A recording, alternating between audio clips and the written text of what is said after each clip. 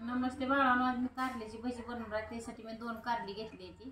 स्वच्छ मिठाच्या पाण्याने धुवून कोरडी करून घेतली. आता मी ही मस्त कापून घेते किसणीनं. मस्त अशा आपल्या चकल्या करून घ्यायच्या, त्या पातळ मस्त चकल्या अशा किसून घेते मी. अशा चकल्या पातळ खिसून झालेल्या त्या बघा, मस्त किसून झालेल्या. आता मी मिरची पावडर 1 चमचा टाकते. चवीपुरतं मीठ टाकायचे आपल्याला. थोडीशी हळदी पावडर टाकायची, थोडी हळदी पावडर आणि थोडासा ओवा टाकायचा आहे आणि चवीपुरतं मीठ टाकायचं आहे. हे लसणाच्या पाकळ्या थोड्या चिचून घेतल्या टाकायच्या. आता बेसन कालवायचं आपल्या ह्याच्यात. वाटी बेसन घेतलं. आता मी ह्याच्यात पाणी ओतून कालवून घेते. आता आपण थोडंसं तेल टाकू उकळलेलं ह्याच्यात, म्हणजे गुसगुशीत मस्त फुगते त्याची.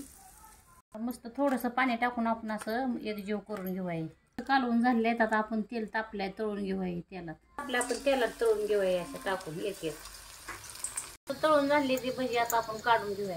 मस्त भजी तळलेली. आता मिरचीवर थोडं मीठ टाकू. मिरची तळून घेतली आहे. मग मस्त कुरकुरीत भजी लागते ती.